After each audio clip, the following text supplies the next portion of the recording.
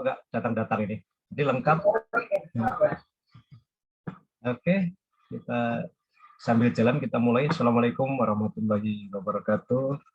Selamat pagi, salam sehat untuk semuanya. Om Swastiastu. Nah, gimana kabarnya? Alhamdulillah, baik Pak, baik Pak. Sehat semuanya. Nah, kita sudah ketemu untuk yang ketiga kalinya dari saya, pertemuan keempat untuk agenda 1. Ya. Nah, berarti ini materi terakhir sudah. Karena materi pelatihan kita kan cuma 3 di agenda 1 itu. Saya review lagi sebelum kita lanjutkan untuk mata pelatihan ketiga, nama agendanya kita apa? Agenda 1 itu namanya apa? Jangan sampai lupa nanti. Agenda 1, agendanya ada 4 keseluruhannya, kita di agenda 1. Agenda 1 itu ada 3 mata pelatihan. Nah, apa nama agenda 1 dan apa nama pelatihannya? Sudah lewat nanti kita namanya apa yang dibahas nggak ngerti nanti ya. Agenda 1 itu ada wawasan kebangsaan dan nilai-nilai bela negara, kemudian analis isu kontemporer Pak, kemudian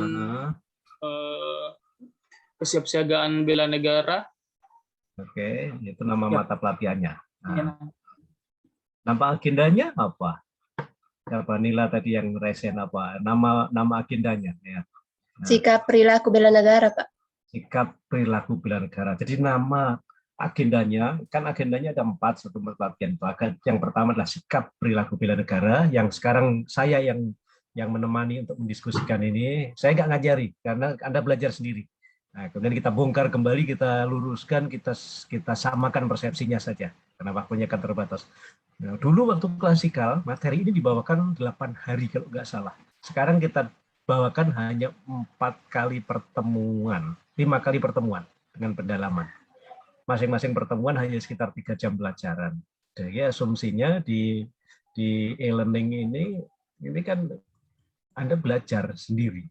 Nah, hanya kita berkumpul untuk membuat pemahaman yang sama. Jangan masing-masing nanti hasil belajarnya sendiri-sendiri. Gitu. Agenda 1 adalah sikap perilaku bela negara, ada 3 mata pelatihan. Agenda 2 apa? Bukan materi saya, tapi harus tahu, karena setelah ini kita akan masuk ke agenda 2. Nilai-nilai dasar PNS ya. Nanti ada 5 mata pelatihan yang disingkat mata pelatihannya aneka. A-nya apa, N-nya apa, E-nya apa nanti dibahas di agenda 2 aneka itu. Jadi nilai-nilainya itu bukan nilai-nilai aneka, tapi nilai-nilai dasar PNS yang ada pada mata pelatihan yang disingkat aneka. Gitu. Jangan nanti dapat informasi sesat dari Widya Suara yang banyak sesat itu.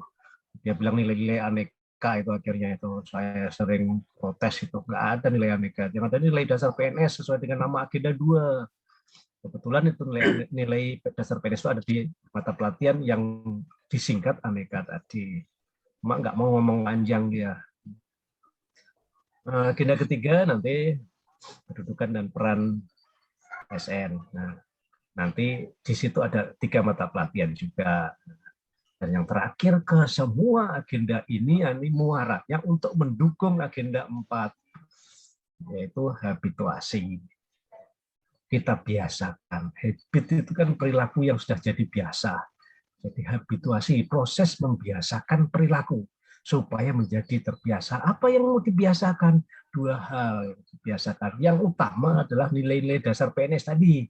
Supaya dibiasakan dalam kita bekerja nanti di kantor, itu membiasakan untuk menerapkan nilai-nilai dasar PNS itu.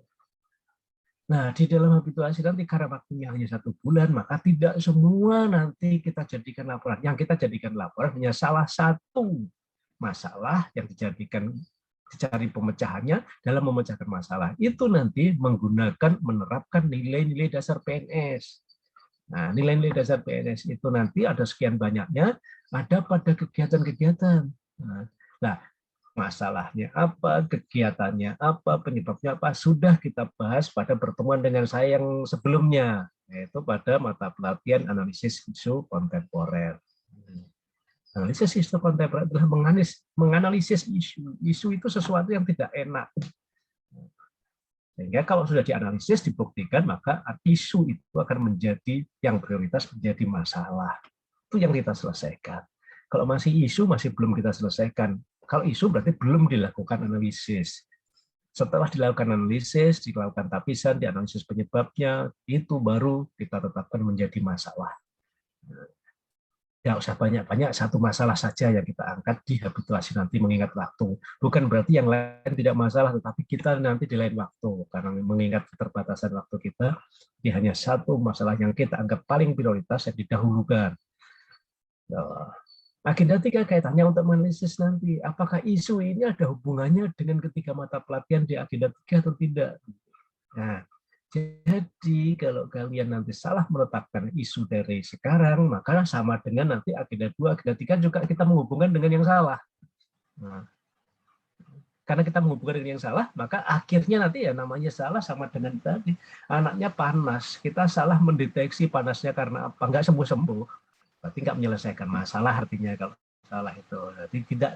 Kenapa nggak tuntas masalahnya nggak bisa selesai? Mungkin karena salah mendeteksi, mungkin salah mencari penyebabnya, sehingga solusi yang diambil ya salah akhirnya.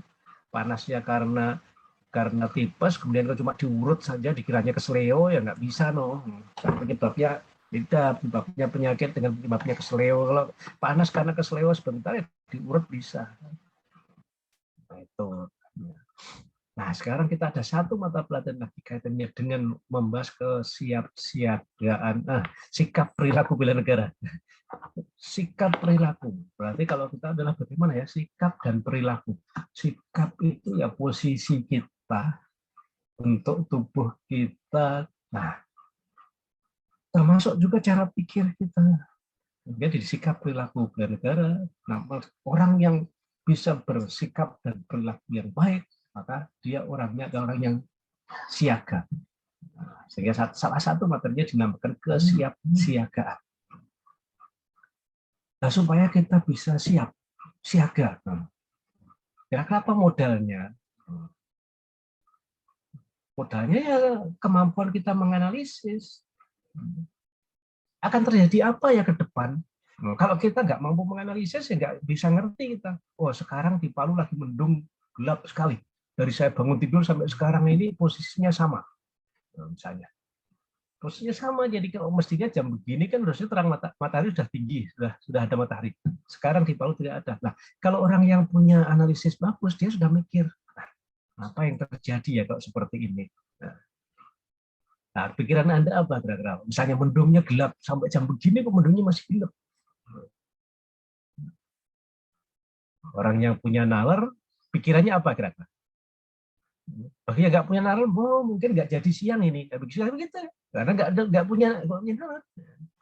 Nah, tapi bagi orang nalar, kok bulannya gelap, sepertinya mau hujan lebat ini. Kalau Anda mau hujan lebat, apa yang harus Anda lakukan? Nah, kalau seperti itu berarti modalnya apa kalau supaya kita siaga?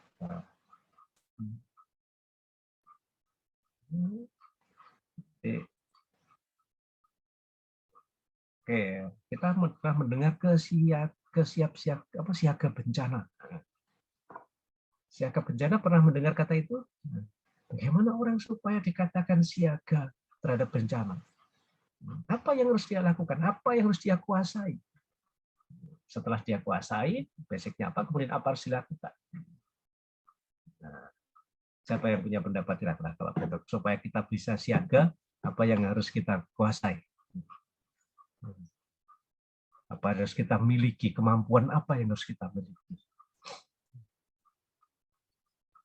Contoh tadi, mendungnya gelap sekali nih. Sekarang jam 7:30 harusnya sudah matahari sudah muncul, tapi nggak muncul sekarang. Bahkan sama dengan 5:30 posisinya sekarang kalau di Palu. Jadi gelapnya seperti 5:30 itu sekarang ini. Menurut Anda akan terjadi apa kira-kira kalau seperti itu? Nah, ada yang punya pengalaman? Nah, kalau hujannya seperti ini, apa Rio? Kira-kira terjadi? Ya, baik Pak. Kemampuan menganalisa. Enggak ada suara, Bu. Halo, Pak. Ya, oke. Kemampuan salah satunya itu kemampuan menganalisa, Pak.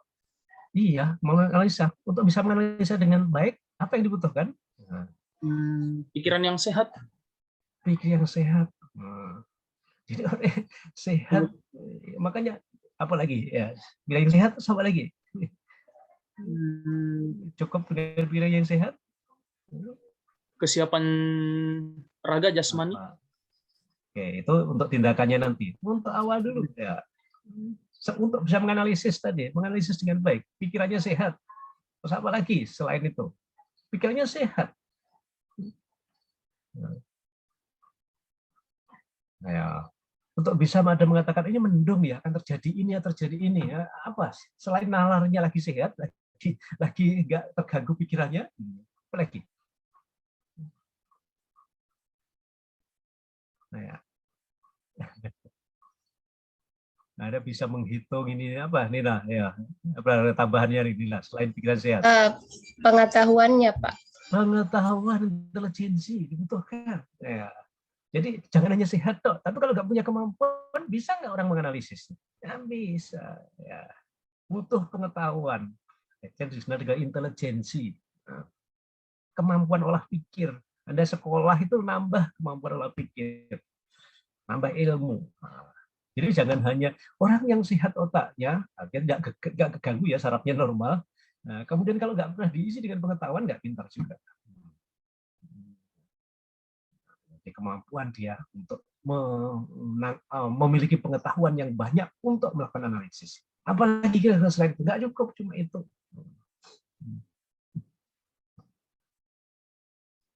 Ilmu di sekolah, yang ada sekolah itu sekarang dikerja itu dipakai semua enggak? Semua dipakai ya, persis kan enggak juga toh. Yang Anda pakai punya hasil modifikasi. Enggak ada yang ilmu murni dari sekolah kemudian kita pakai itu, enggak ada. Nah, Anda bisa terampil sekarang bukan karena sekolah. Karena tidak ada sekarang sekolah keterampilan, itu SMK, itu pun enggak semuanya dipakai. Tambah lagi, meskipun pintar, apakah dia kerja langsung bisa bekerja dengan baik? Ya? Bisa. Nah, butuh satu lagi apa? Inilah ya. Nggak muncul suaramu, nggak kedengaran saya. Pengalaman, Pak. Pengalaman tambah lagi ya. Jadi ketiga-tiganya. Yang pertama dasarnya adalah pikiran yang sehat.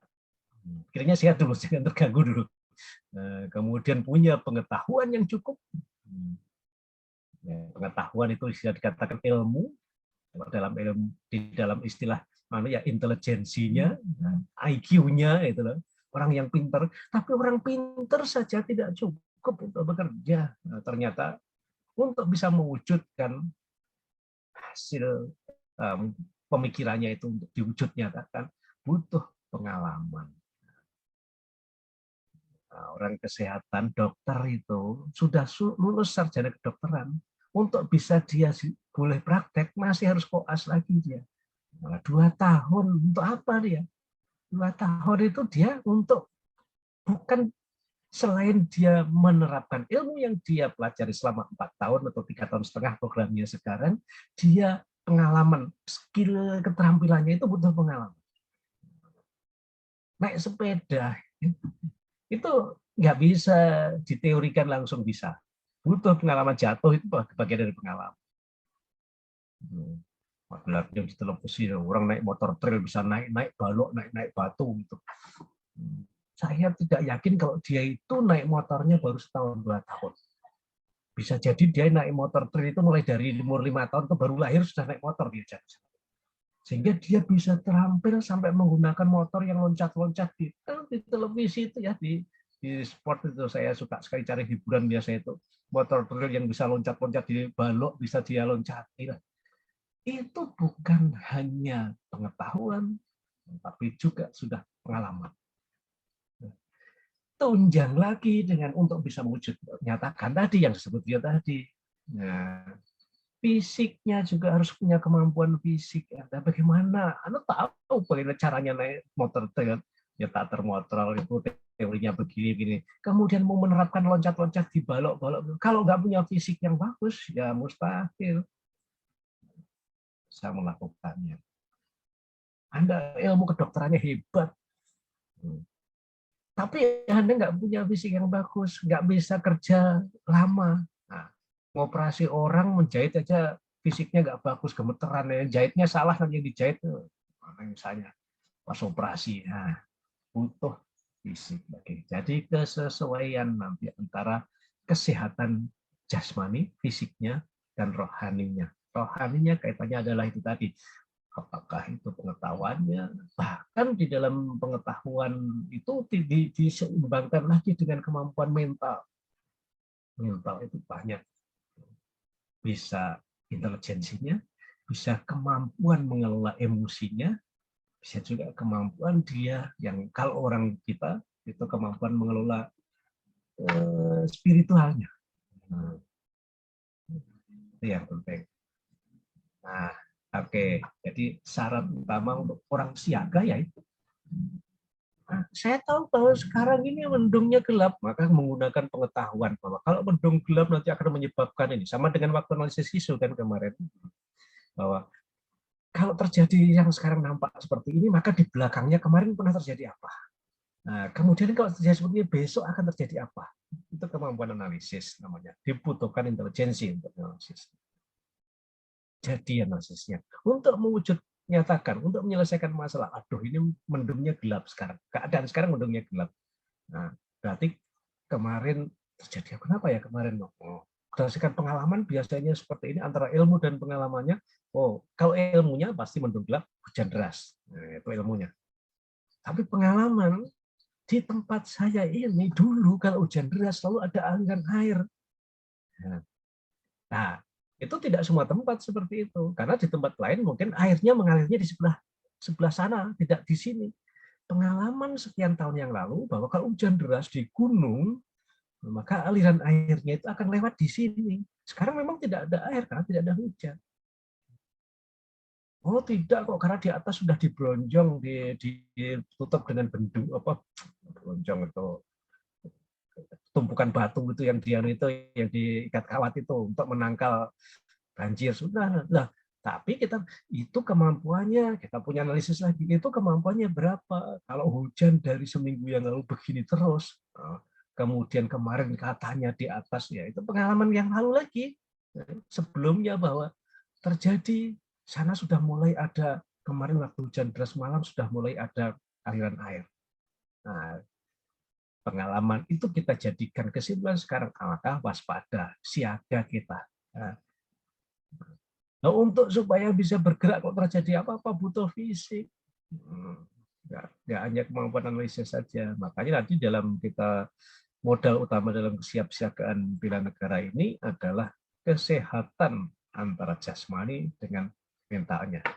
Fisik dan mentalnya jadi utama. Dua perpaduan ini.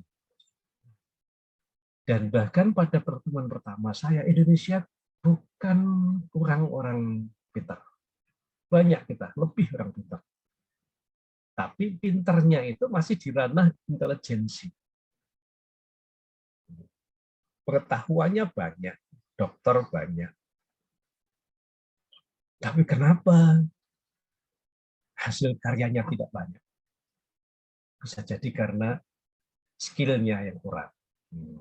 Keterampilannya yang kurang. Keterampilan orang bisa terampil butuh fisik.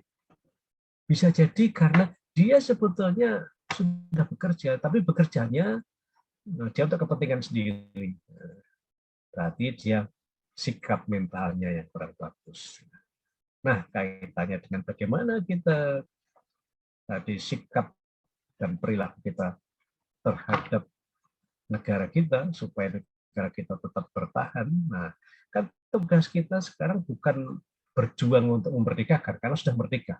Kita tinggal mengisi. Yang kita akan capai adalah bagaimana kita mewujudkan cita-cita nasional, masyarakat adil dan makmur. Itu yang mau dicapai. Sementara hambatannya banyak sekali. Hambatan bisa dari dalam, bisa dari luar. Dari dalam itu termasuk kita sendiri, manusianya. Dari luar negeri ada, dari luar kemampuan kita juga ada, diantaranya adalah kita faktor iklim. Yang katanya sekarang lagi pancaroba mungkin. Sebagian besar wilayah Indonesia mengalami pancaroba. Pancaroba, itu perubahan iklim yang ekstrim. Ya. Perubahan, kalau istilahnya begitu ya, pancaroba itu perubahan iklim yang ekstrim ya. Nah, kalau di kita di Palu Yang saya rasakan sekian puluh tahun saya tinggal di Palu, dulu Palu itu nggak ada hujan yang berkepanjangan sekian hari ini. Tapi belakangan ini mulai dari beberapa tahun yang lalu, kalau bulan-bulan tengah, Juli, Agustus, September, itu hujannya lama. Dan tahun ini bukan cuma lama. Saya di Palu sepertinya dalam 1 bulan ini tidak sampai, belum ada kayaknya yang sehari penuh matahari itu terbit dari pagi sampai sore.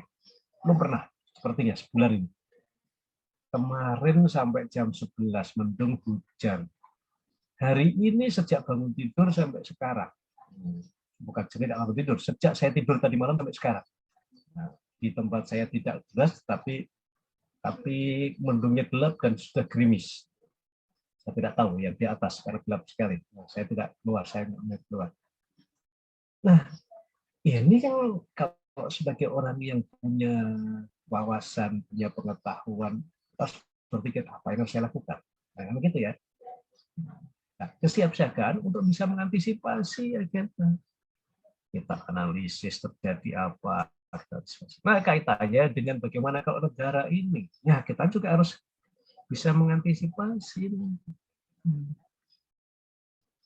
apa yang ada sekarang, kemungkinannya ke depan apa, dengan kondisi yang sekarang berkembang seperti ini, potensinya akan kemana? Sekarang lagi COVID. Bagi orang bisnis, ya sudah mikir, wah, ini kapan mau bisa tatap muka? Kapan apa ada bisa misalnya kalau misalnya orang bisnis buka warung, kafe, kapan pengunjung bisa kumpul? Karena suatu saat pasti akan dibatasi. Muncul bagi orang yang punya intelijensi bagus, muncul akal, muncul kreasi. Nah, dia membuka usaha, tapi tidak harus orangnya kumpul.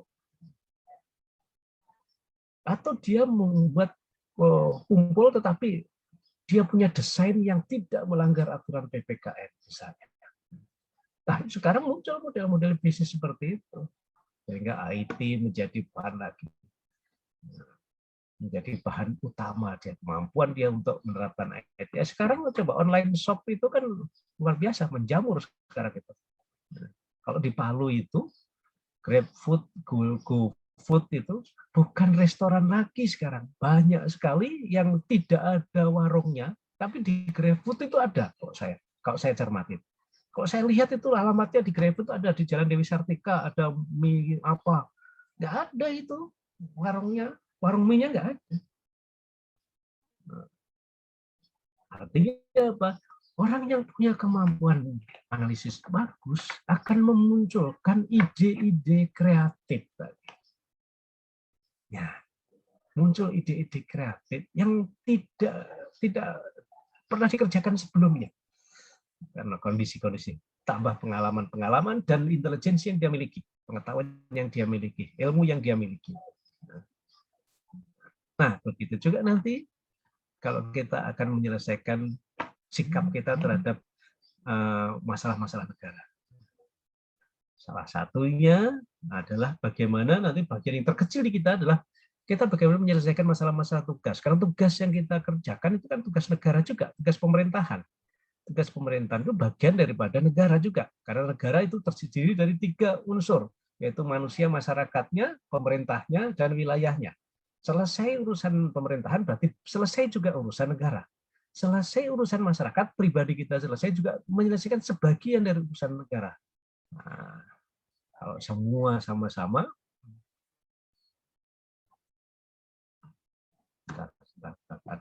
kayaknya ada yang penting, ada message penting untuk angkatan berikutnya. Tunggu, tak buka dulu ya.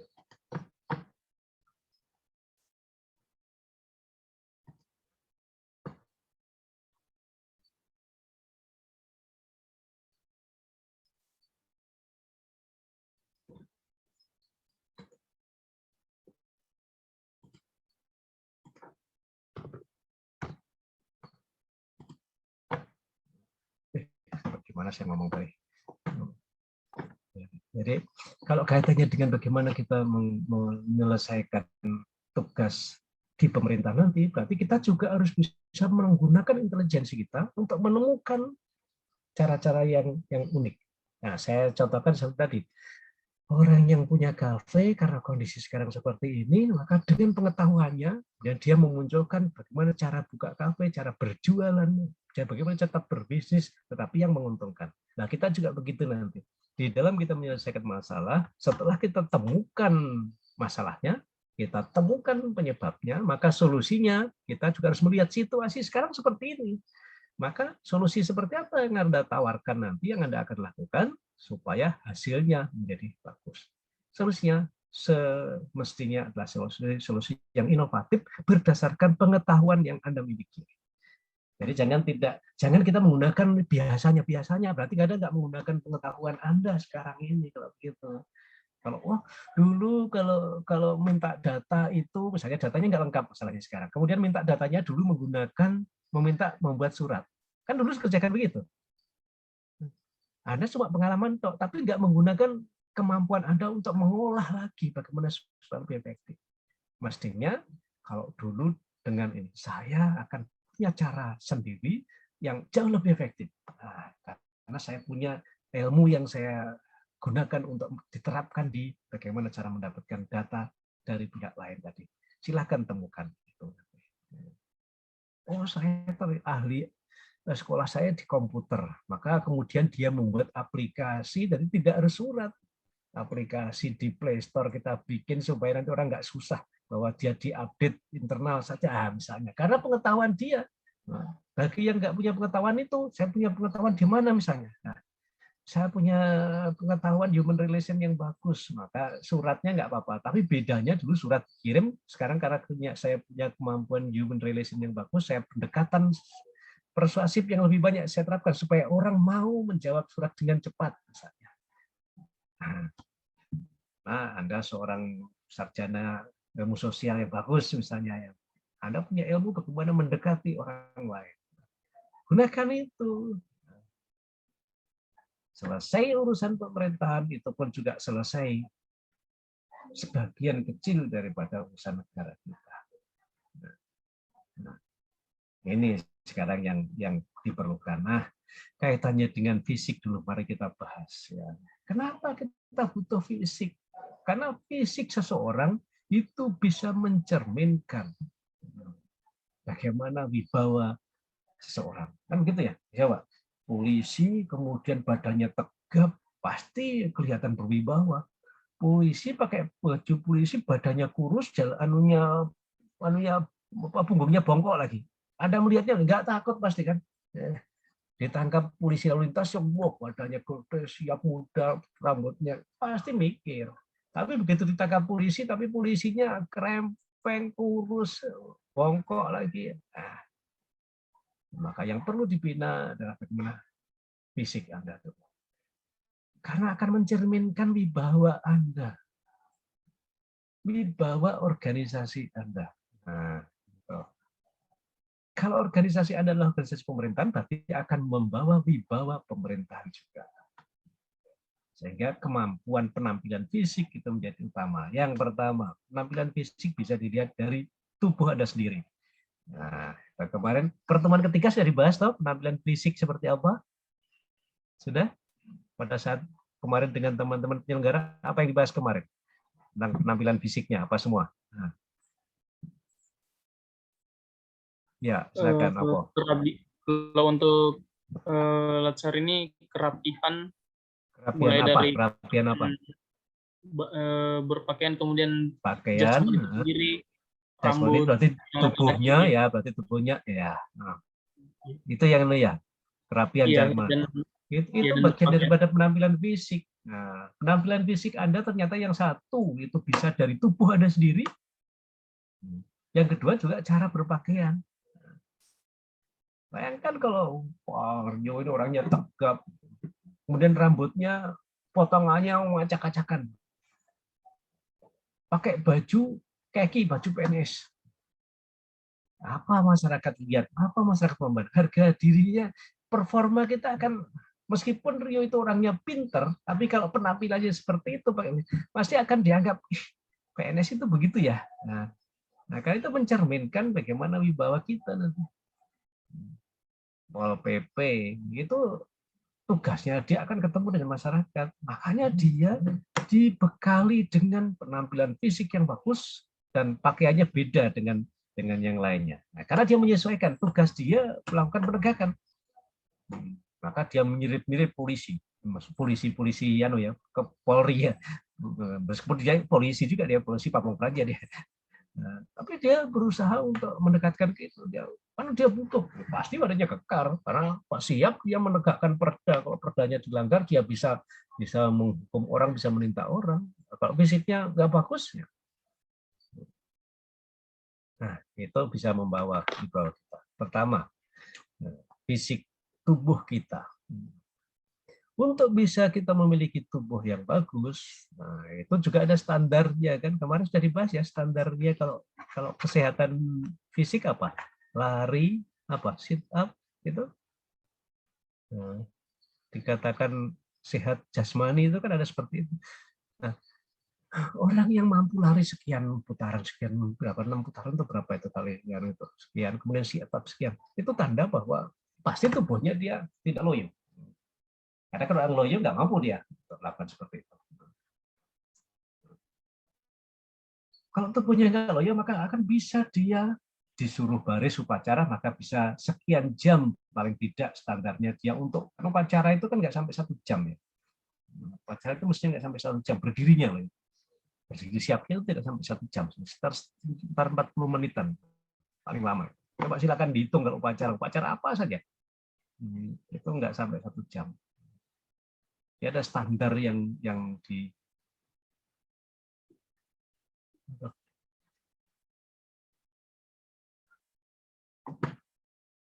lagi drop saya. Dengar nggak suara saya? Dengar nggak? Ayo silakan menyaut. Mohon izin Pak, kalau suara masih kedengaran Pak, cuman video patah-patah, tapi suara aman Pak masih. Oke, aman ya. Karena ada notifikasi unstabil di depan saya, hilang ini. Mudah-mudahan masih ketangkap ini. Nah, jadi standar nanti itu mencerminkan performa Anda. Performa Anda adalah performa sebagai aparat pemerintah. Nah, performa aparat pemerintah adalah wibawa negara. Jadi kalau nanti penampilan fisik kita tidak bagus, maka dari dalam kita akan menganggap wibawa pemerintahnya di mata masyarakat tidak bagus. Kalau keluar negeri pasti akan dianggap bahwa negara kita itu pemerintahnya nggak bagus. Kenapa? Ya pegawainya seperti itu penampilannya. Anda bisa lihat untuk menutupi performa ini, coba silahkan dilihat di internet atau di mana kalau belum mengalami. Petugas yang berhadapan dengan orang luar negeri itu beda sekali dengan bea cukai saja. Orang bea cukai itu ada yang staf, tapi ada yang tugasnya keluar. Itu sangat berbeda. Ada persyaratan khusus kalau dia harus berhadapan dengan imigrasi, contohnya yang gampang, yang paling kelihatan imigrasi. Imigrasi itu ada yang biasa sekali, orang yang krempeng, yang ada, tapi dia tidak berhadapan kepada pintu masuk di bandara misalnya, memeriksa paspor. Itu nggak ditugaskan di situ, Pak. Kenapa? Nah, ini membangun image orang luar negeri. Wah, baru masuk dipelihara, diperiksa oleh petugas imigrasi yang orangnya kecil misalnya. Orang luar negeri menganggap orang Indonesia kecil-kecil begini. Nah, diperiksa oleh orang yang mukanya jutek, jelek lagi mukanya. Bukan jelek semua. Kalau orang Jawa itu jelek, itu jelek sekali sudah. Nah, kalau image-nya orang luar pasti, orang Indonesia itu begini, orangnya jutek, jelek. Maka di sana akan dipasang orang yang tubuhnya tegap, penampilannya bagus, senyumnya ramah, tapi tegas. Itu di pemeriksaan imigrasi. Bahkan di beberapa negara yang pernah saya kunjungi, pemeriksaan imigrasi itu karena itu kesan pertama. Kalau kita masuk satu negara kan kesan pertama itu sebelum ketemu dengan siapapun, ketemu dengan pemeriksaan imigrasi di luar. Nah, itu hampir semuanya yang saya pernah datangi itu seperti itu. Petugas imigrasi itu memberikan kesan orang Arab yang katanya orang yang ternyata tidak juga, orang di Jeddah itu, di Bandara Jeddah itu orangnya ramah sekali. Dan di sana sudah canggih sih, kalau jam muka saya terakhir ke sana, kebetulan di sana itu tidak ada pemeriksaan manual sudah kok Jeddah itu.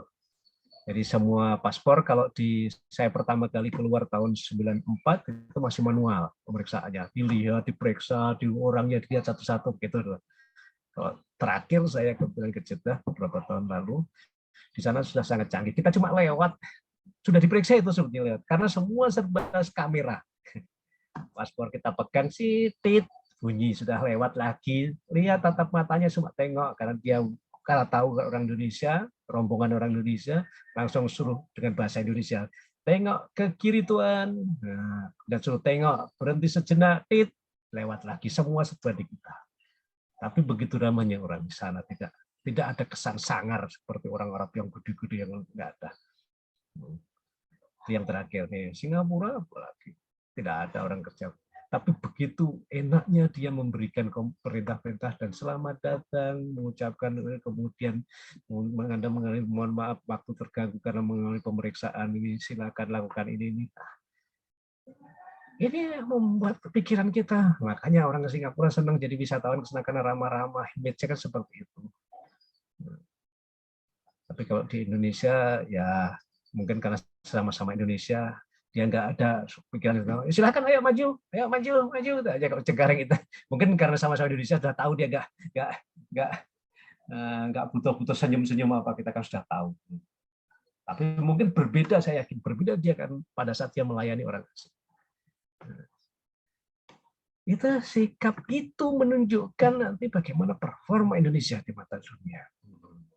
Nah, oke, kita balik ke jasmani, standarnya sehat.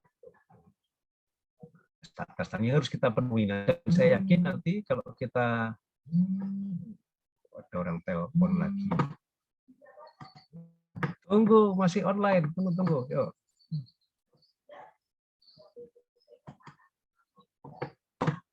Saya masih mengajar.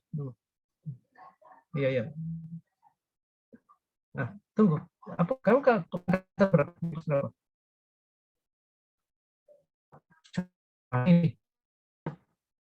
Apa kenapa?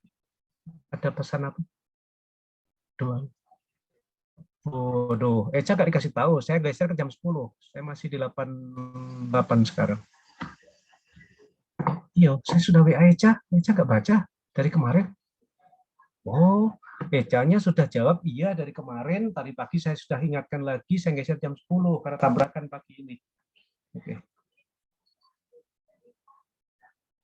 Oh, iya, sudah. Eca sudah ngirim pesan ke saya itu ada perubahan itu karena ada insiden itu. Sudah WA ke saya ya. Jam 10 ya. Ini ada WA-nya tadi, barusan sementara mengajar dia WA saya juga, saya lihat penting.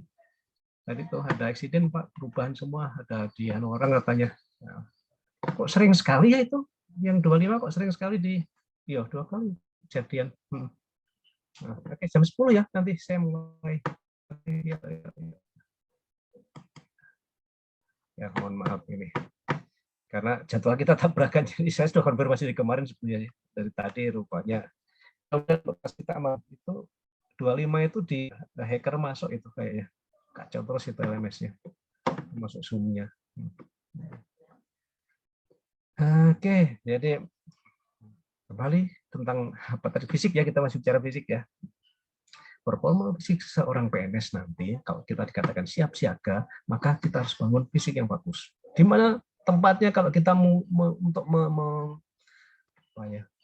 berperan membangun image terhadap negara kita, PNS-nya adalah orang yang bagus. Nah, akan kelihatan nanti pada saat Anda upacara misalnya. Nah, ya tolong nanti sikap perilaku kita pada saat upacara tunjukkan bahwa kita punya fisik yang bagus ya. Nah, kita sebetulnya materinya itu kalau di prakteknya nanti bagaimana sikap kita waktu siap. Nah, siap itu ada 2 macam. Siap berdiri dan siap duduk. Nah, kemarin sudah dibahas belum kalau siap duduk? Sudah? Siap izin sudah Pak, sudah. nanti ini penerapannya kita terapkan, saya tidak ngajari lagi, saya ulang lagi, kita terapkan pada saat setiap mulai pembelajaran. Nah, jadi kalau kemarin saya belum ulas, sekarang posisi setiap mulai pembelajaran, nanti di kelas saja ya, jangan nanti di kelompok nanti sudah mulai pembelajaran. Pada saat kita masih di kelas, masih gabung sebelum kita breakout room, maka posisinya adalah sebelum melapor itu siapkan dulu. Nah, perintahnya sudah diajari kemarin? Siap izin sudah Pak, sudah Pak.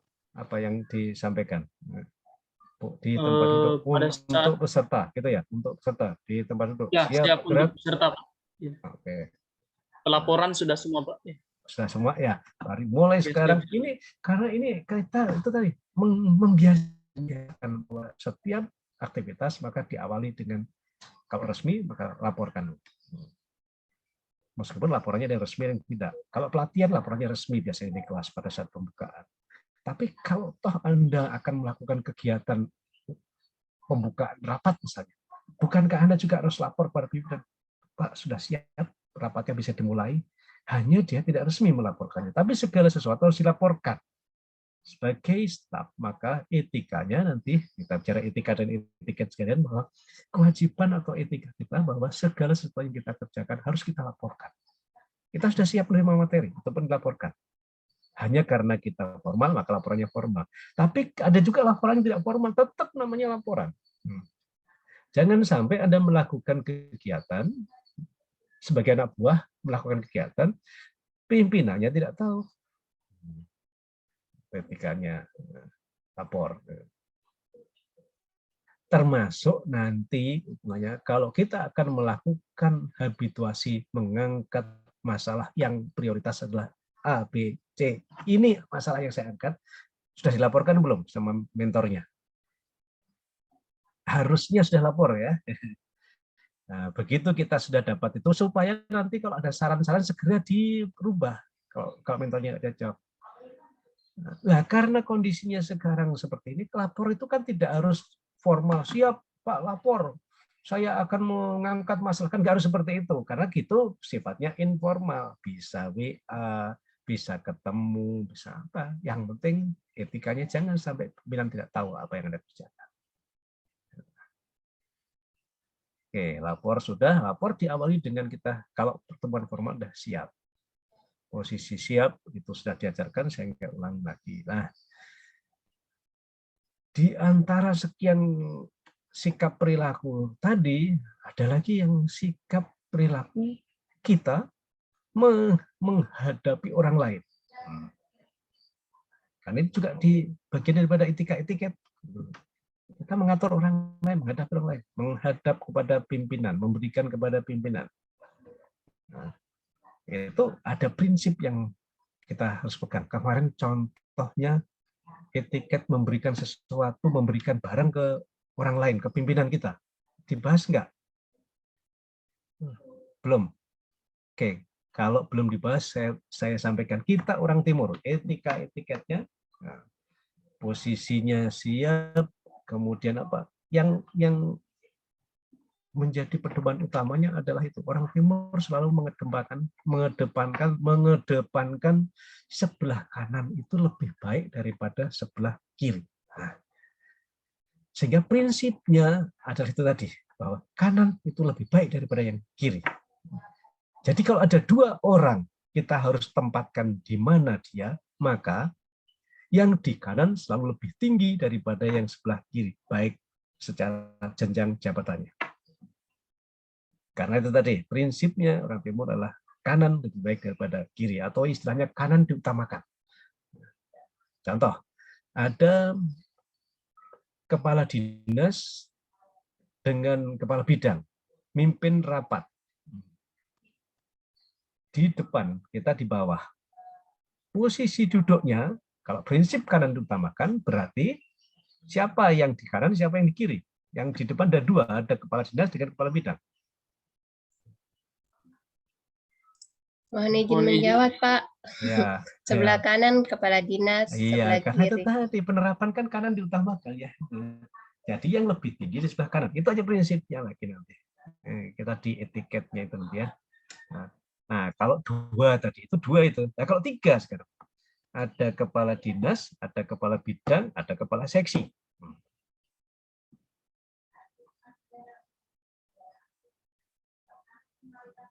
Bagaimana kira-kira?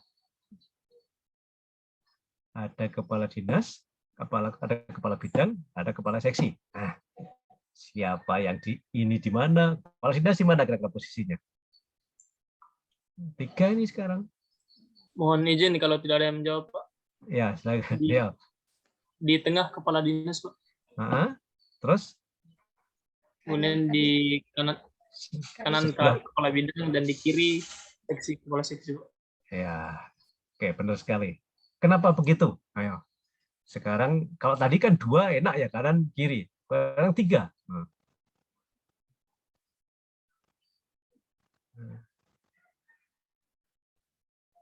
Jadi tiga itu ada yang tengah. Tengahnya itulah yang tertinggi, harus tengah. Ya. Baru kita mikirnya, sebelum mikir kiri, mikir kanan dulu. Karena kanan utamakan tadi. Ya. Nah, jadi menurutnya begitu. Kalau dua, maka tinggal kita kanan dulu. Kalau hanya dua kan nggak ada tengahnya. Kalau genap kan nggak ada tengahnya. Maka yang kita pikir kanan dulu. Kanan dulu yang tertinggi. Yang berikutnya, yang kedua adalah di kirinya lagi. Kemudian kita setelah kiri kita pikir kanan lagi, kita pikir kiri lagi. Begitu kalau 4 gitu, kalau 6 ya begitu lagi. Setelah kiri kita mikir kanan lagi. Nah, selalu yang kanan ini lebih tinggi daripada yang kiri. Untuk lapis pertama, karena 2 orang berarti cuma lapis pertama. Nah, kalau 4 orang berarti yang kanan dulu, kemudian ke kiri dulu, kemudian ke kanan itu lebih tinggi lagi dibanding kanan kedua, lebih tinggi daripada kiri kedua. Nah, ketiga juga begitu, kita pikir ke kanan yang ketiga lebih tinggi daripada yang kiri ketiga. Kalau genap, kalau ganjil berarti kita tetapkan yang tengah dulu, yang tengah yang paling tinggi. Kemudian kita mikir ke kanan dulu, yang berikutnya. Nah, lapis pertama sebelah kanan selalu lebih tinggi dibanding lapis satu sebelah kiri. Mikir lagi, lapis kedua sebelah kanan lebih tinggi daripada lapis kedua sebelah kiri. Itu cara gampang. Karena itu tadi, begitu juga nanti kalau kita memberikan sesuatu barang kepada orang itu, maka gunakan tangan kanan. Ini etika-etika perilaku yang bisa mencerminkan ciri khas daripada bangsa kita.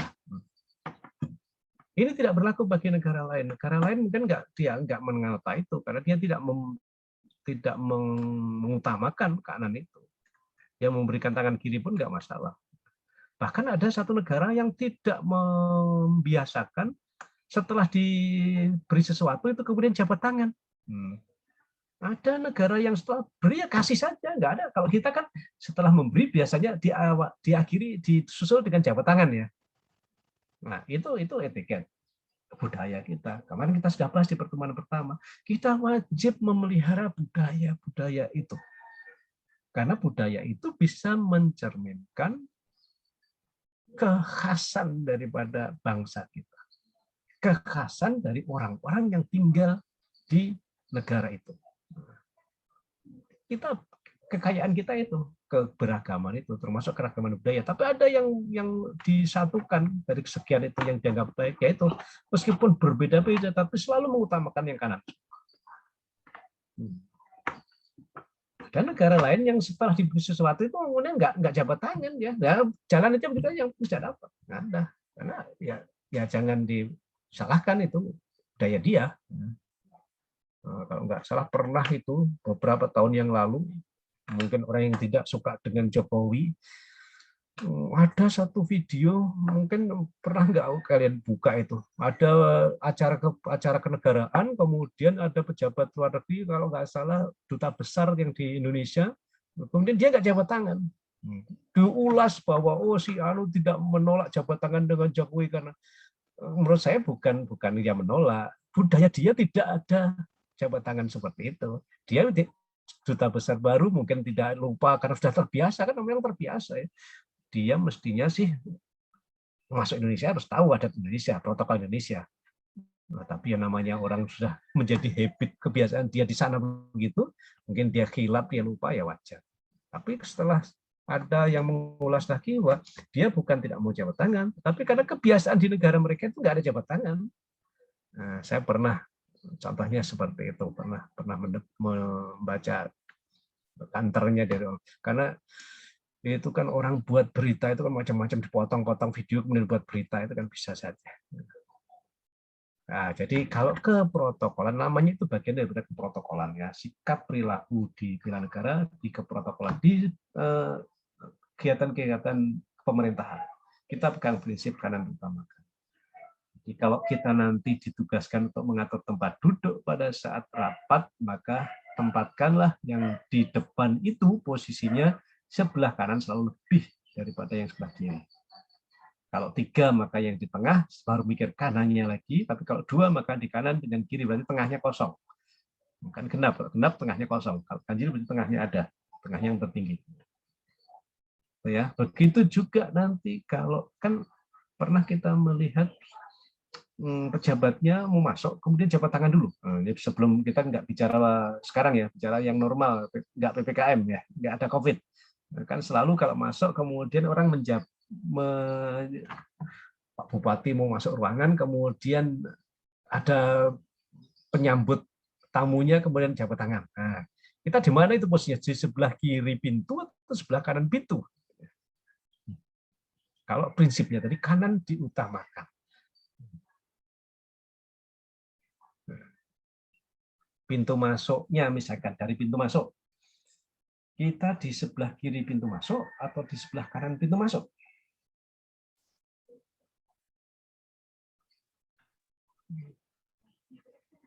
Mohon izin Pak. Gimana? Ya.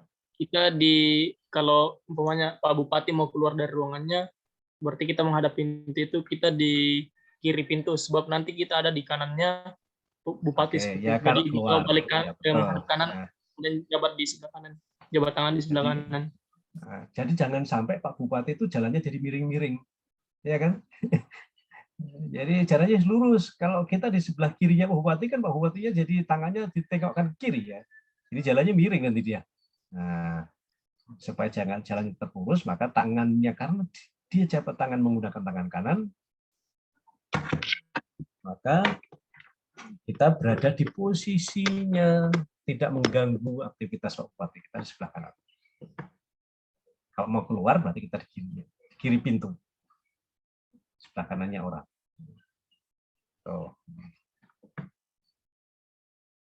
Nah, ini hal-hal yang sepele lagi. Nah, kepakaian posisi berdiri saya tidak bahas lagi. Kemudian lapor sudah diajarkan, berarti nggak saya bahas lagi ya tentang laporan ya. Yang harus kita etiket di keprotokolan itu namanya. Baris berbaris saya tidak ulangi lagi, nanti saya serahkan ke yang sana karena bagian itu ada sikap perilaku fisik lagi. Nah, yang tidak kalah pentingnya adalah tadi mental. Apa ruang lingkupnya mental ini? Saya share dulu kalau sekarang kita bicara tentang mental.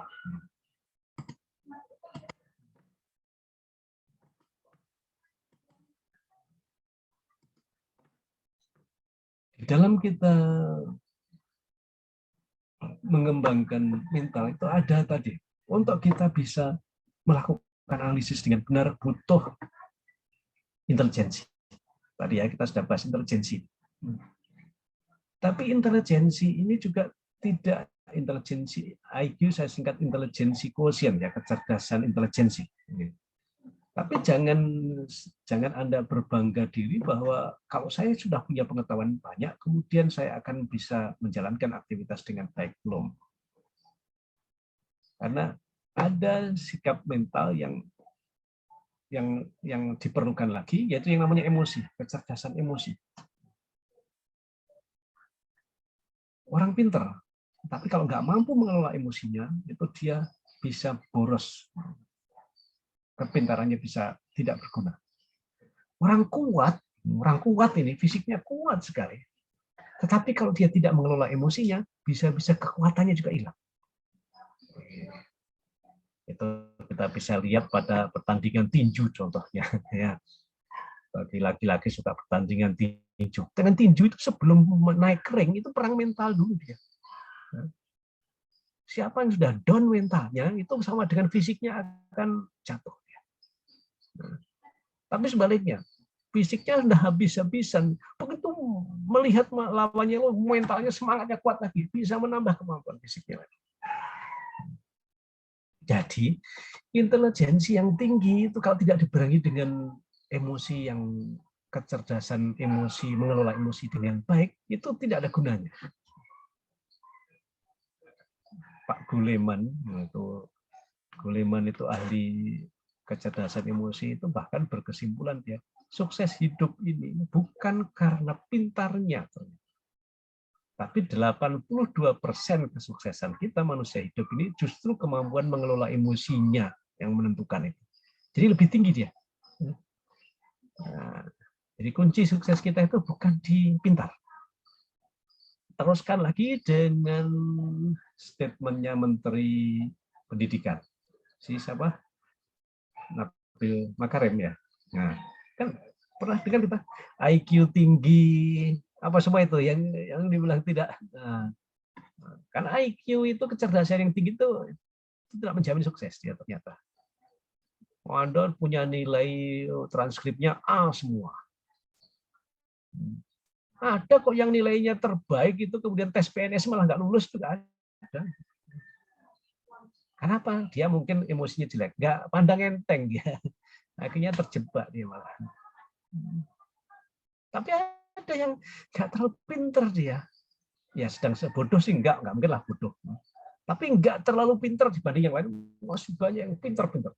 Tapi dia pada saat tes itu berhasil dia. Karena dia mampu menggunakan intelijensinya ini sepenuhnya karena pengelolaan emosinya bagus. Maka dia bisa keluar full power. Tapi sebaliknya, potensi intelijensi yang tinggi, karena emosinya kacau, maka bisa tidak keluar semua kekuatan intelijensinya itu. Nggak nalar lagi dia, karena emosi. Gitu.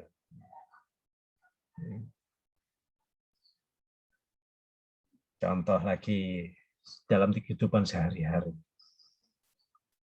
Kalau kita buka baut yang lengket, laki-laki saya contohkan, ada semur yang lengket karena karatan. Anda harus putar keras-keras, ataukah Anda putar dengan perasaan yang halus kira-kira.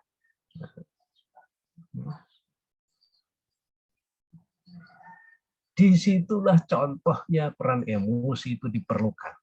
Bagi orang yang menggunakan intelijensinya, maka melepas baut adalah dengan diputar menggunakan engkol, menggunakan engkol atau obeng atau apalah. Putar kuat-kuat karena itu drat itu muter. Itu kalau intelijensi digunakan. Tapi karena sudah berkarat lama, nah, bagi yang tidak menggunakan emosi, maka dia hanya teorinya aja putar, nggak diputar jangan lepas, karena teorinya diputar baru lepas. Tapi bagi orang yang mengendalikan, ya muter iya, tapi pelan-pelan. Siram anti karat dulu, tunggu beberapa saat biar meresap, sekian menit baru diketok-ketok, tek pelan-pelan supaya merasuk, putar lagi, masih keras lagi, semprot lagi. Nah, sabar itu bagian daripada pengelolaan emosi. Kalau dia tidak menggunakan kesabarannya untuk mengurusi yang sudah karatan lengket tadi, paksa putar. Sekarang kalau nggak muter nggak lepas, putar patah, cilaka dia. Malah nggak bisa lepas itu kalau patah. Nancep di dalam itu. Tuh, contohnya. Jadi kadang-kadang intelijensi tidak menyelesaikan masalah, tapi perpaduan antara intelijensi dengan emosi yang bagus, maka jauh bisa menyelesaikan masalah. Pertandingan olahraga di Olimpiade itu, kalau sudah namanya final, pertandingan tingkat dunia sudah namanya final, itu nggak ada yang jelek, dua-duanya bagus. Tidak mungkin dia jelek bisa sampai tingkat. Sekarang bukan adu di fisik dia adunya di emosi. Dia tinggal. Nah, ceritanya bulu tangkis kita dapat medali emas itu kan bukan Jokowi bukan pelatihnya, manajernya bukan dia diberi kemampuan fisik, diberi vitamin, diberi doping, bukan itu solusinya. Nah, tapi menterinya telepon, presidennya telepon, diberi semangat ya untuk membangun emosi yang kuat ya, supaya fisiknya keluar total. Bagi yang pernah mengalami kejayaannya Mike Tyson, itu yang si leher beton itu, fisiknya luar biasa dia. Itu lawannya dulu sudah pernah menonton nggak pertandingan langsungnya Mike Tyson zaman itu? Mike Tyson itu kalau bermain tinju tidak pernah lewat dari 4 ronde, 5 ronde nggak pernah. 1-2 ronde itu lawannya KO semua. Karena dia julukan itu leher beton itu, pokoknya sekali pukul pasti jatuh semua lawan. Tapi pada saat main dengan siapa Douglas itu yang di Jepang, dia kalah di emosinya dia. Nah, ternyata lawannya ini pintar ya, dipukul menghindar, pukul menghindar, frustrasi Mike Tyson. Gara-gara frustrasi karena dia biasanya itu ronde ketiga sudah menang, kok ronde ke-5 belum menang, frustrasi dia. Nah, dimanfaatkan keseimbangan emosi, kacau dimanfaatkan lawannya. Dibalik sekarang pukul dari kiri kanan setelah menghindar maju, malah Mike Tyson yang KO akhirnya. Nah, itu salah satu contoh. Mike Tyson saat itu lagi kacau karena selama ini dia itu bisa mengalahkan lawannya di bawah ronde kelima. Ternyata itu sama dengan ronde kelima. Padahal yang dipukulin lari terus ya. Setiap mau dipukul lari, jadi lari jengkel itu berarti sudah tidak terkendali emosinya. Makanya orang yang marah kadang-kadang tidak menggunakan intelijensinya, nalarnya hilang. Jadi orang itu kalau marah itu nalarnya hilang. Makanya kalau ngadepi orang yang marah, jangan diberi petunjuk, jangan memberi petunjuk, jangan menasihati orang yang lagi marah. Nggak ada gunanya, nggak akan masuk. Begitu juga nanti bagaimana penerapan kita kalau di kantor, kalau pimpinan kita lagi marah-marah, jangan Anda bantah, percuma. Nggak dengar dia tuh penjelasan Anda pada saat dia marah-marah. Misalkan Anda salah, Anda dianggap salah, dan dimarah pimpinan. Anda mau klarifikasi bahwa sebetulnya benar, tapi menurut pimpinan salah. Nggak usah klarifikasi pada saat pimpinan marah. Karena dia lagi tidak normal. Ini sangat menentukan emosi ini justru. Pada saat kondisi ini nggak stabil berarti saya katakan nggak normal bukan berarti miring loh ya. Artinya lagi nggak stabil emosinya, maka dia tidak bisa menerima logika. Sehingga kalau kita menghadapi pimpinan orang yang marah-marah, lagi emosinya memuncak, lagi tidak terkendali, nggak usah diberi nalar dia. Diamkan, redakan dulu. Jadi kalau pimpinan marah-marah karena Anda dikatakan salah, padahal benar, salah, sementara diam dulu. Karena percuma Anda membantah saat itu, Anda tetap akan menjadi kalah, karena dia semakin emosi pasti. Nah, maka tenang dulu, setelah tenang, besok lusa lihat sudah ketawa-ketawa dengan kita, baru beri penjelasan. Saya yakin lebih masuk daripada Anda mau sok jago, mau melawan pimpinan, menjelaskan pimpinan bahwa saya benar, menunjukkan begitu di hadapan percuma. Karena Goleman, teori Goleman mengatakan bahwa ini menguasai kehidupan 82% emosi. Lebih tinggi penguasaannya. Ini hanya 18%. Sedikit sekali faktor kunci kesuksesan manusia dalam pengelolaan. Jadi kalau kita mau sukses hidup itu yang kita lebih banyak kelola itu emosi kita. Karena emosi yang terkendali dengan baik itu akan bisa memaksimalkan fungsi-fungsi yang lain. Fisik normal, pikiran juga, intelijensi juga normal. Orang yang lagi marah-marah itu, misalnya kita mau berkelahi dengan orang tapi emosi, mukul itu bisa-bisa kelewat semua karena dia menggunakan emosinya, bukan nalarnya yang dipakai. Pada saat orang emosi maka nalarnya hilang. Nah, logikanya akan hilang. Ketutup sama emosinya, dominan sekali. Nah, itu 80% ya. Ya.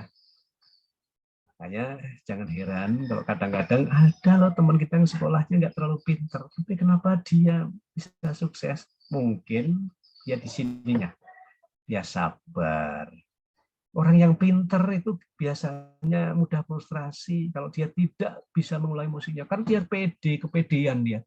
Oh, saya pasti lulus. Ternyata nggak lulus, frustrasi dia. Tapi kalau orang yang tidak pinter, gagal itu biasa bagi dia. Ya sabar. Oh, biasa. Memang saya nggak pinter kok gagal. Tapi dia mau mengulangi. Bagi orang yang pinter, jengkel, nggak mau diulangi lagi. Akhirnya nggak dapatnya. Nah, jadi kita seimbangkan ini. Bukan berarti kita hilangkan kecerdasan. Karena kalau kita nggak menggunakan kecerdasan, ya tadi kita nggak bisa menganalisis dengan benar. Nggak bisa menganalisis dengan benar. Ya, salah analisisnya tindakannya tidak salah. Tapi tambah satu lagi, saya singkat KS ini, kecerdasan spiritual. Karena kita adalah spiritual itu ya kasarnya agama lah. Pendekatan agama, pemahaman tentang norma-norma. Agama tidak ada yang mengajarkan ketidakbaikan. Tidak ada yang mengajarkan ketidakbaikan. Jadi, meskipun nalar Anda benar, kemudian emosi Anda bagus, tapi terus apakah yang Anda kerjakan itu punya nilai baik atau tidak? Dasarnya adalah agama. Anda pinter hitung-hitungan, matematikanya top. Wah, kalau ngitung duit top, Anda itu semuanya sampai peluang-peluang ke depannya apa, kemudian digunakan apa, pinter. Anda juga sabar sekali. Tapi kemudian ditugaskan Anda untuk mengelola uang. Akhirnya saking pinternya uang bukan Anda gunakan untuk kebaikan. Baiknya, karena spiritualnya nggak bagus, baiknya untuk diri sendiri, bukan baik untuk sesama. Agama mengajarkan selalu baik kepada siapa. Nah, ya. Kalau orang Muslim pasti hablum minallah, hablum minannas. Orang Muslim baik kepada Tuhan, kepada sesama manusia, sesama makhluk Tuhan. Nah, kalau Anda tidak berpedoman pada kebaikan spiritual, maka Anda menggunakan kepintarannya, menggunakan kemampuannya untuk berprestasi, tapi meninggalkan kebaikan tadi, baik untuk diri sendiri. Itu juga bukan orang yang sukses, karena orang yang sukses adalah orang yang bisa dimanfaatkan orang lain sebanyak-banyaknya. Apapun agamanya, tidak ada yang mengajarkan ketidakbaikan terhadap sesama. Kalau ada mau mengatakan bahwa saya sudah menerapkan nilai-nilai agama saya, ya salah satunya itu tadi, cobalah Anda sudah berbuat yang bermanfaat bagi orang lain atau belum. Itu indikator yang utama. Bagi Anda yang Muslim, ya pasti sama dengan saya pedomannya. Bermanfaat bagi saya dan bermanfaat bagi orang-orang di sekitar saya. Itu baru namanya manfaat. Kalau hanya bermanfaat bagi saya tapi merugikan tetangga, itu namanya bukan manfaat. Karena kita berpedoman pada, dan spiritual adalah pagarnya. Kedua-duanya ini perlu dikembangkan, tetapi pagarnya, batasannya itu adalah ini, panduannya adalah spiritual. Semakin tinggi jabatan Anda pasti dituntut spiritualnya semakin maju. Kenapa? Semakin tinggi jabatan itu godaannya juga semakin banyak. Semakin tinggi pohon itu tiupan anginnya juga semakin kencang. Nah, kalau spiritualnya nggak kuat, maka bisa terperosok Anda dan terjebak. Wah, karena emosinya bagus, kemudian saya pakai maksimal. Saya orangnya bodoh, tetapi kemampuan mengelola emosi saya bagus. Bahkan saya bisa gunakan kemampuan emosi saya untuk mempengaruhi orang lain. Bisa. Jadi hipnotis itu kan kemampuan mengelola emosi. Menggunakan kemampuan emosinya dengan bagus secara maksimal, tapi karena nggak spiritualnya nggak bagus, maka dia hipnotis orang. Kemudian diambili hartanya orang dengan hipnotisnya dia. Nah, karena dia nggak berpedoman pada bahwa saya merugikan orang lain.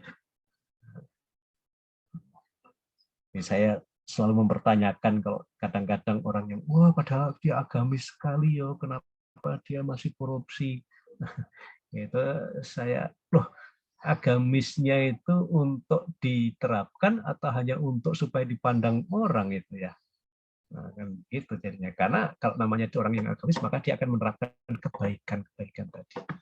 Nah, baik terhadap Tuhannya, beribadah bagi dia dengan tekun, kemudian baik kepada sesama makhluk Tuhan. Berarti dia tidak menyakiti, tidak merugikan makhluk Tuhan. Nah, makhluk Tuhan, ciptaan Tuhan itu ada bukan hanya manusia, termasuk alam itu. Nah, itu adalah unsur dari negara semua itu. Manusia dan alam lingkungannya. Kalau orang hidup malah lebih lagi ya kayaknya itu.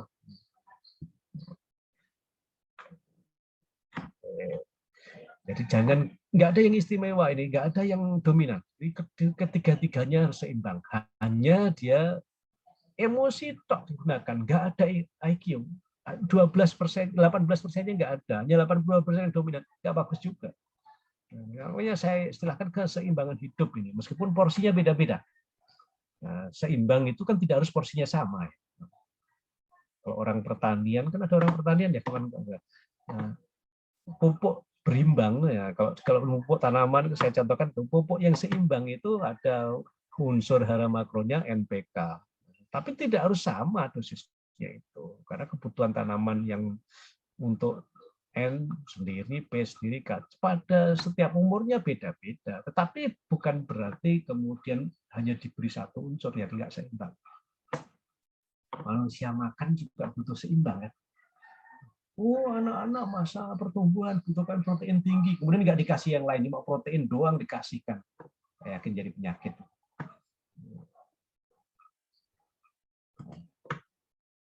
Bagaimana kalau itu nggak seimbang? Nah, tadi.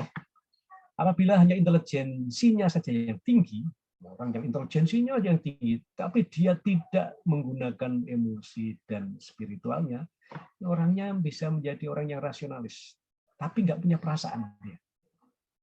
Karena dia selalu dilala, nggak punya perasaan.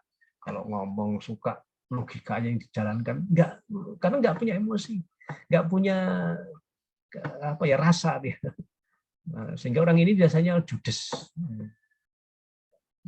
Orang yang jadi kalau salah ya salah kamu ya.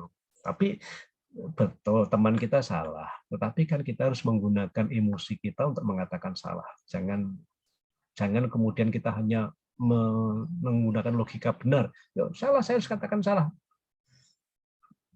Orang yang hanya mengedepankan intelijensinya itu menjadi orang yang rasionalis. Orang seperti itu adalah orang yang buta hati, yang nggak punya perasaan. Apabila dia hanya menggunakan intelijensi dan emosinya saja, biasanya orang materialis ya, untuk kepentingan diri sendiri ya. Kalau hitung apa-apa hanya dirinya sendiri yang diutamakan. Nah, itu yang terjadi pada orang-orang yang diktator dan koruptor. Karena koruptor itu kan dia pintar cari duit, tetapi hanya untuk diri sendiri, merugikan orang lain. Padahal agama melarang kita merugikan orang lain. Dia nggak mikir bahwa itu merugikan orang lain itu. Itu kondisinya kalau kita hanya menggunakan kedua-duanya. Tapi kalau hanya kita menggunakan cerdasan emosi saja, itu jadi orang yang moralis namanya, sok benar. Sedikit-sedikit saya mengatakan, wah dia kalau yang muslim, sok sedikit-sedikit mengatakan Anda salah di mata Tuhan nanti. Nah, itu orang-orang yang moralis kan begitu, sok suci dia. Nah, orang seperti itu yang terjadi, dia untuk menyelamatkan hidupnya pada masa lalu, orang itu orang bertapa, menyendiri saja dia. Karena orangnya dia cuma satu kepada mana saja. Nah, yang orang lain dianggap salah semua di mata dia. Ini kadang-kadang sebagian ada yang mengatakan ini sebagian tapi enggak semuanya. Jadi teroris, gitu. Karena menganggap yang lain itu salah semua dia. Nah, orang seperti itu mestinya jangan berkumpul dengan orang lain, karena orang lain dianggap salah, hanya dia yang benar. Makanya kalau masa lalu jadi pertapa orang itu, jadi pertapa dia menyendiri, hanya karena kalau kumpul dengan orang lain dianggap dunia ini salah semua di hadapan dia. Nah, itu kan sebagian yang menjurus ke yang teroris itu kan begitu, menganggap kelompok lain salah. kemudian dia ganggu, ya dari garis keras, dari dan garis keras, orang yang moralis dia, sok suci dia. Nah, apabila dia hanya mengedepankan intelijensi dan spiritualnya, dia menjadi orang egois. Nah, karena nggak peduli dengan orang lain dia. Yang penting yang saya lakukan benar, secara material benar, maka persetan dengan orang lain. Nah, begitu dia. Nah, jadi kalau kurang salah satu saja, apalagi kurang dua, apalagi kurang tiga, yang nggak normal sudah kurang tiga itu. Orang satu itu masih manusia, tapi kalau orang tiga-tiganya nggak ada itu nggak mungkin. Jadi ini nggak bagus juga. Apa hari ini saya banyak sekali orang menelepon di jam-jam saya bekerja. Bentar ya, saya tak dulu.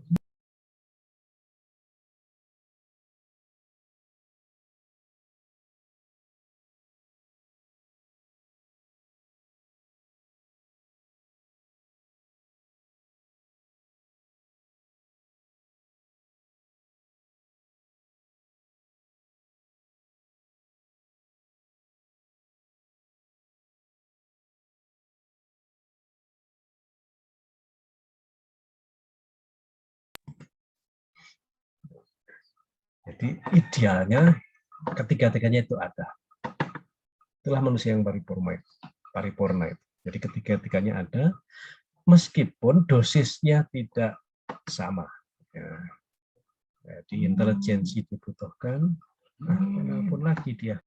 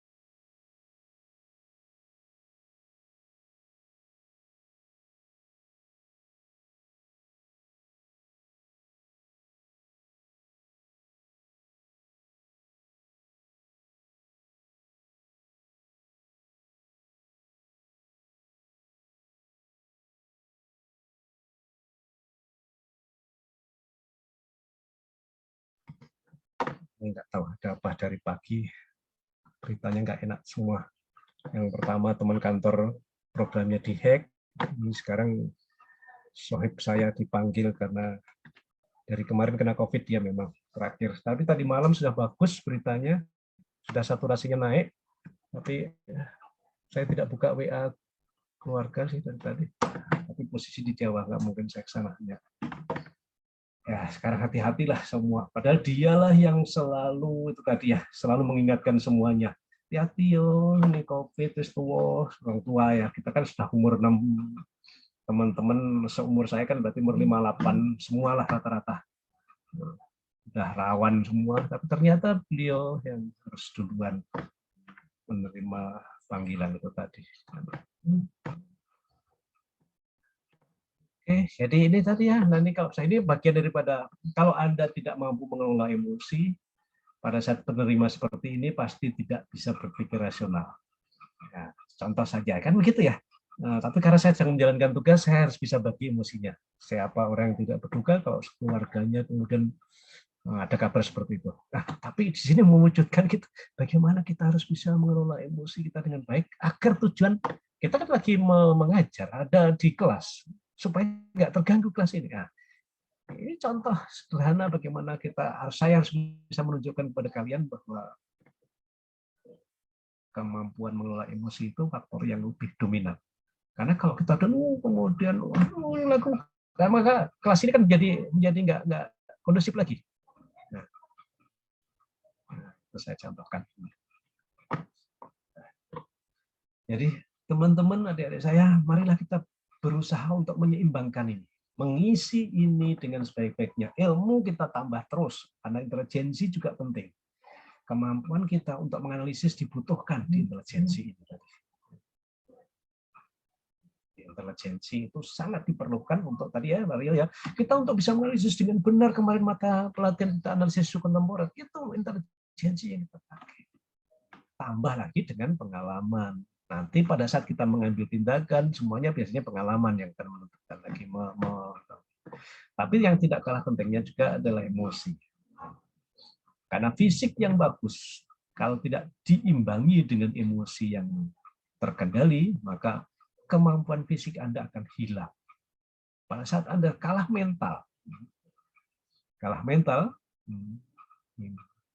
maka Anda tidak akan bisa menguasai energi yang Anda miliki. Tapi satu lagi kalau kita di Indonesia tambah lagi kecerdasan spiritual tadi. Ini yang lebih penting lagi. Karena inilah panduan kita untuk bisa membedakan mana yang benar-benar baik dan mana yang kurang baik. Meskipun baik itu juga ada tingkatannya. Kalau kita mengatakan baik, biasanya kalau kita manusia dengan satu dengan yang lainnya, baik itu ukurannya adalah manakala dia diuntungkan banyak, maka dia akan mengatakan itu baik. Benar nggak kira-kira ya? Kalau kita menilai Rio itu baik sekali karena dia suka bantu saya, begitu dia pasti. Coba kalau dia nggak pernah bantu, Nila pasti bilang Rio itu nggak bagus, dia nggak pernah bantu saya. Nah gitu. Jadi, makanya relatif tadi ya. Tapi kalau kita berpatokan pada kecerdasan spiritual tadi, baiknya itu adalah untuk kepada sesama makhluk Tuhan tadi yang nggak panjangnya. Itulah dikatakan baik yang paripurna, baik yang sebenar-benarnya. Bermanfaat bagi orang lain. Kebaikan dunia itu ada 3 tingkatan. Baik pada level yang paling bawah, kelompok orang tertentu, hanya sekelompok orang tertentu, kelompoknya bisa kecil, bisa individual, bisa kelompok beberapa orang yang tinggal di satu tempat, di satuan waktu tertentu. Itu baik yang paling bawah tingkatannya. Contohnya, Anda pakai baju yang baik. Anda berkatakan bajunya Anda baik, sekarang situasi tertentu, waktu tertentu. Sekarang lagi di kelas pembelajaran, maka di kelas ini yang baik adalah kalau Anda pakai baju putih. Itu baru dikatakan Anda murid yang baik, peserta yang baik. Berbeda dengan nanti kalau kondisinya berbeda, di lingkungan yang berbeda, Anda lagi datang pesta, bukan pakai baju putih, pakai logo Korpri, pakai dasi hitam. Nah, pasti bukan itu kan. Nah, karena pakaian yang baik untuk pesta dengan pakaian yang baik untuk kita belajar klasikal ini beda. Itu tingkatnya baik yang paling bawah. Jadi kalau Anda masih berada pada apakah baik secara lingkungan Anda atau baik pada diri sendiri, apalagi itu baik yang paling kecil, paling rendah sekali. Karena sekelompok orang menganggap baik itulah yang disebut dengan budaya, adat, kebiasaan. Kebiasaan-kebiasaan yang baik. Itu masih di level kebiasaan atau bahkan bisa meningkat jadi budaya. Tapi kalau sudah lebih luas lagi, keseluruhan, bahkan sedunia ini mengakui, itu menjadi ilmu namanya. Matematika itu 1 tambah 1 itu di sini ya namanya yang benar itu 2. Di Amerika juga pasti bilang bahwa 1 tambah 1 yang benar ya 2.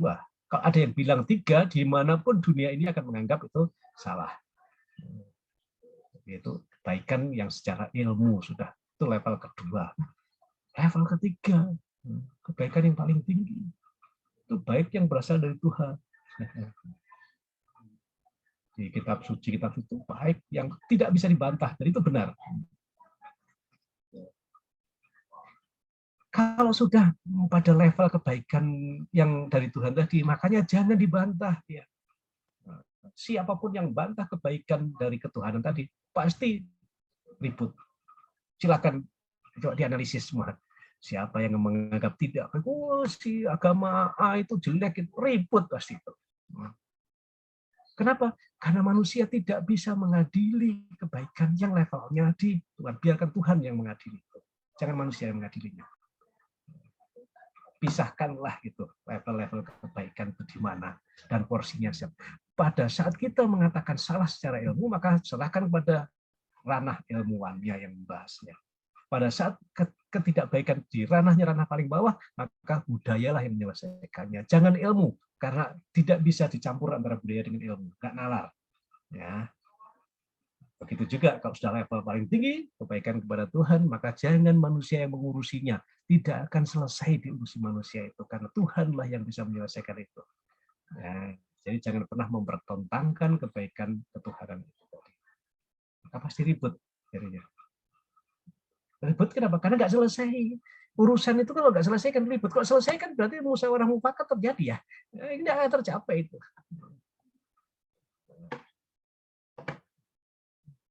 Ini ya, sekarang bagaimana kita, teman-teman, adik-adik saya ini masing-masing membekali diri.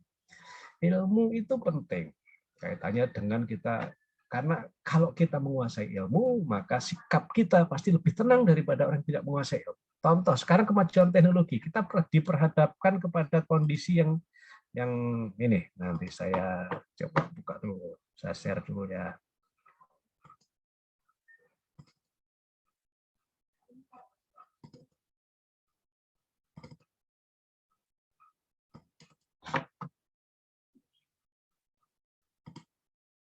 Kita lagi diperhadapkan dengan kondisi seperti ini.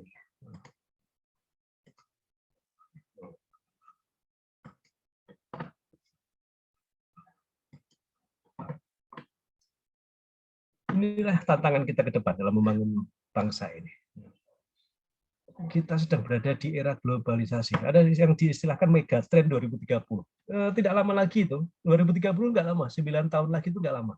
Wong ini setahun itu saya rasanya sebulan, apalagi kalau bagi saya, satu hari itu nggak lama. Saya duduk di sini tahu-tahu satu hari habis ini. Karena pagi ini saya di kelas kita, nanti jam 10 sudah mengundangi yang hari ditabrakan, saya geser jam 10. Tahu-tahu sudah azan. Begitu saya azan, sholat, makan, habis makan itu belum sampai mau tidur, sudah jam 1 lagi, sudah harus masuk di Zoom yang lain lagi. Tahu-tahu sore capek, baru ngobrol, tertidur, tahu-tahu udah pagi lagi.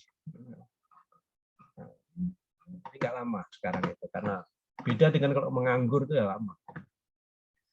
Kita menghadapi globalisasi sekarang itu, yang diistilahkan 2.0 ini sekarang.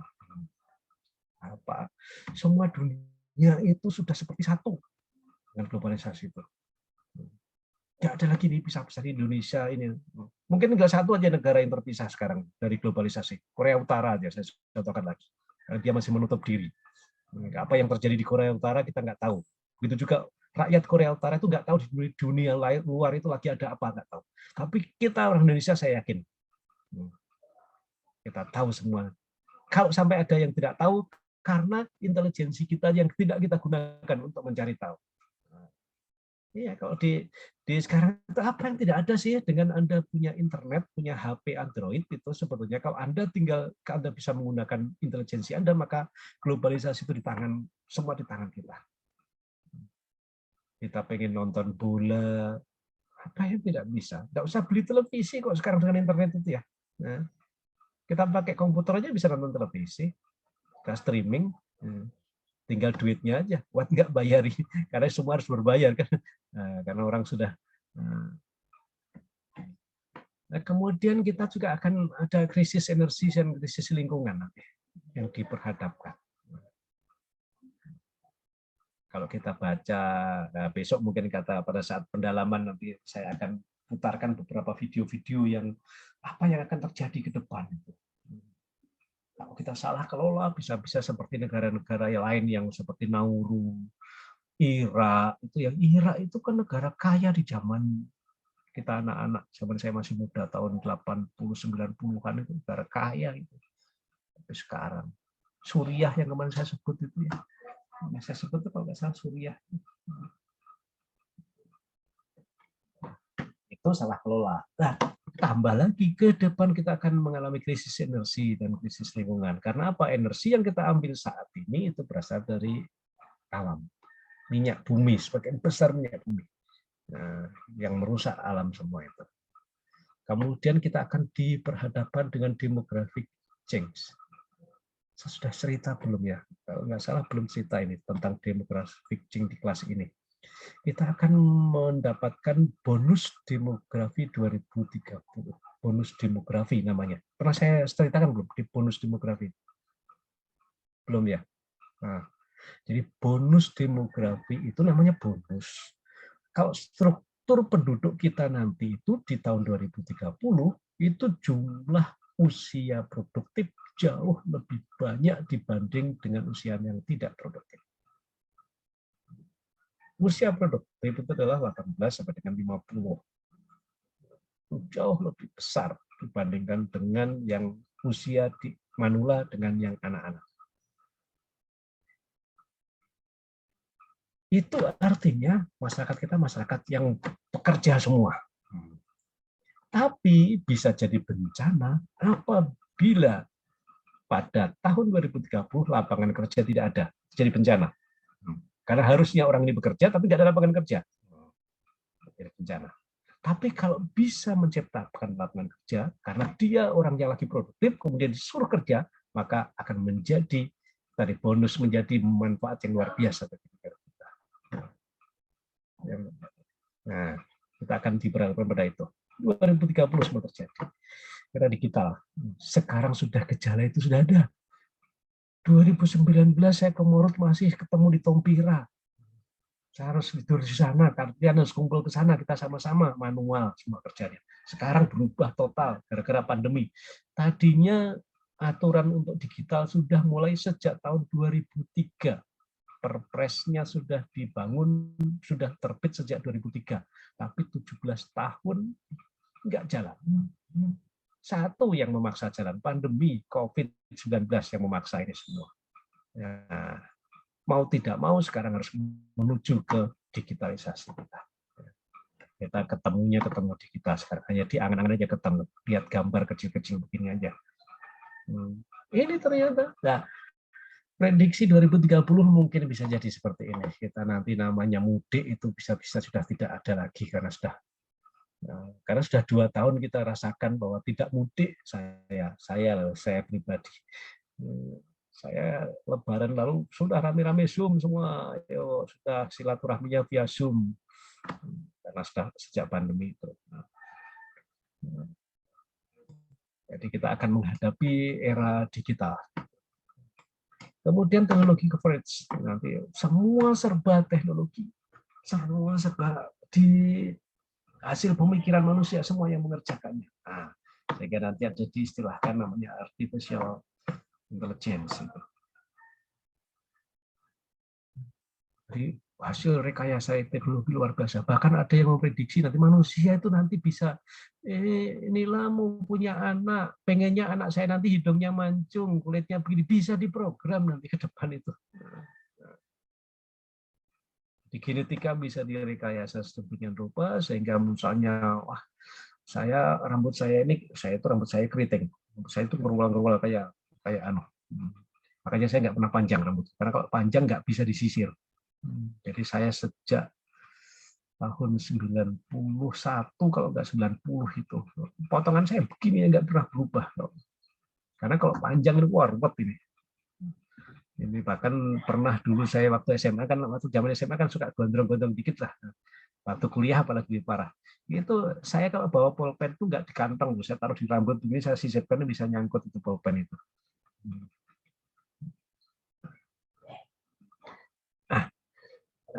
Saya nggak suka, saya bisa pesan sama dokter nanti, Pak, anak saya nanti bikinkan rambut lurus bisa jadi.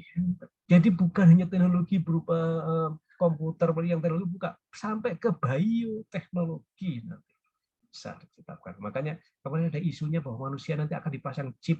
Nah, itu menurut saya bukan sekarang masih mimpi itu, tapi ke depan saya yakin bisa terjadi. KTP nggak perlu lagi nanti dibawa-bawa itu, karena di chipnya itu sudah ada.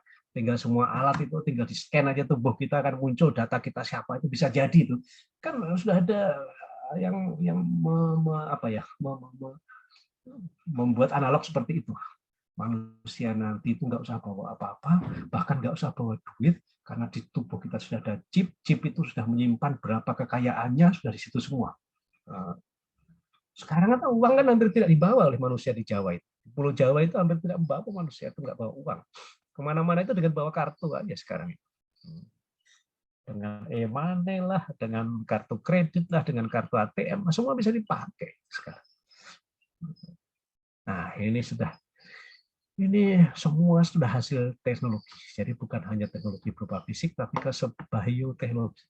Tahun 2000-an, 99-2000, itu pertanian itu sudah menerapkan teknologi namanya transgenik. Sekali sudah transgenik itu sengaja gennya tanaman itu dirubah, diciptakan, muncullah padi transgenik. Kontroversi di Jepang itu katanya ada padi yang mengandung vitamin A. Jadi nanti makan padi nggak perlu lagi pakai lauk karena di dalam makanan itu sudah lengkap, ada vitamin, ada proteinnya semua. Padahal selama ini namanya padi itu karbohidrat yang banyak. Tapi secara transgenik Jepang sudah menemukan padi yang mengandung vitamin, mengandung protein. Jadi dengan satu makanan, maka kebutuhan nutrisi tubuhnya sudah ada. Tahun 2000-an sudah dirilis. Ramai orang. Kenapa? Karena Bali bisnis. Nanti merusak. Itu ada 2 raksasa dunia bisnis pertanian itu. Cargill dengan Monsanto itu perang dagang terus ya. Itu yang jadi proxy war namanya di kemarin itu, perang paham, perang mempengaruhi mindsetnya orang. Nah, secara teknologi itu ya logika benar. Kita akan diperhadapkan itu semua nanti. Akibat dari itu semua makanya ini nanti individualisme akan terjadi. Tapi efek globalisasi dari pluralisme juga. Di sisi lain contoh sekarang, ini saya kan individualisme jadinya. Saya kerja sendirian di kamar ini. Jadi kalau orang di luar dengar, saya ngoceh sendiri nih, apa ini masih gitu ngomong sendiri nih. Nah, gitu. Anda juga saya yakin tidak ngomong sendiri-sendiri. Ini efek daripada teknologi semua. Kita bisa bekerja sendiri. Dan besok-besok lama-lama itu nggak perlu kantor gede-gede. Tinggal jejaringnya aja dibangun. Orang bisa menyelesaikan pekerjaan. Saya bisa membuat laporan dari rumah. Saya bisa bekerja dari rumah sekarang. Nah, ini mengarah ke individualisme. Kemudian pluralisme akan menjadi satu dengan globalisasi semua satu. Batas negara itu tinggal batas-batas administrasi saja. Buktinya Pak, Uni Eropa sudah dibangun. Eropa sudah bukan disebut negara lah, tapi sudah Uni Eropa sekarang. Semua negara di Eropa sudah gabung jadi satu, bahkan sudah membuat mata uang sendiri sekarang. Nah, itu dari pluralisme dari segi ekonomi di Eropa. Terjadi seperti itu. Nah, ini menuntut kita untuk belajar, untuk menambah pengetahuan kita. Kalau tidak kuasai, maka kita akan hancur. Jadi kita akan menghadapi kemajuan teknologi yang sangat pesat sekali ke depan. Teknologi itu adalah hasil intelijensi kita. Bagi yang tidak mampu, contohnya sekarang, siapa yang tidak mampu mengelola Android ini? Ketinggalan zaman sekarang kan, dibutuhkan intelijensi kan ini. Mulai dari beli kita harus punya referensi, punya beli yang bagaimana ya, jangan cuma termakan sama iklan kita belinya. Saya jujur saya nggak pernah ada HP saya yang harganya di atas 2 juta. Saya lebih baik punya HP yang agak banyak tapi murah daripada satu canggih sekali tapi satu hilang nangis kita. Nah, saya punya HP, mohon maaf, bukan saya cerita, bukan saya sombong, tapi saya menunjukkan justru sederhana. Tapi saya rata-rata harganya 1,5-an. Tetapi setiap HP, karena saya berpikiran begini, kalau satu perangkat dengan sekian teknologi saya ada di situ,